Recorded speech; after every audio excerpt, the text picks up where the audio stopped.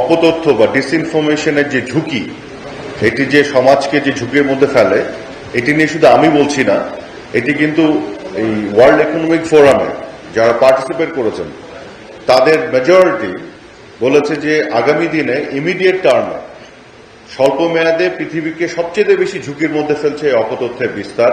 সেটা বাংলাদেশ শুধু না, পৃথিবীর অন্যান্য দেশেও এই ঘটনাগুলি ঘটছে এবং ক্লাইমেট চেঞ্জের যে ঝুঁকি, তার চেয়েও বড় ঝুঁকির মধ্যে ফেলছে আসলে অপতথ্যের বিস্তৃতি। এবং এটি কেন ঘটছে? কারণ মিডিয়ার অনেক বিস্তৃতি ঘটে গেছে, আর সোশ্যাল মিডিয়ার বিশেষ করে, এবং যেখানে কোনো ধরনের রেগুলেশন বা কোনো ধরনের নীতিমালার কোনো কিছু না থাকার ফলে এই ঘটনাগুলি ঘটছে। তো বাংলাদেশে মূলধারার গণমাধ্যমে যতটা না সমস্যা আছে, কিছু কিছু ক্ষেত্রে হয়তো কিছু ঘাটতি আছে, কিন্তু সেখানে একটা জবাবদিহিতা এবং একটা নীতিমালা আছে। কিন্তু সামাজিক যোগাযোগ মাধ্যমের তো যেহেতু কোনো নীতিমালা জবাবদিহিতার বিষয়টি নাই, যার ফলে এখানে আরো বেশি অপতথ্যের বিস্তার এবং বিস্তৃতি ঘটছে। সেইখানে আমরা একটা নীতিমালার আওতায় আনার চেষ্টা করছি, একটা কাঠামো তৈরি করার কথা ভাবছি। তবে যে কাঠামোই আমরা তৈরি করি না কেন, সেটিও স্বচ্ছ এবং জবাবদিহিতার মধ্যে থাকবে।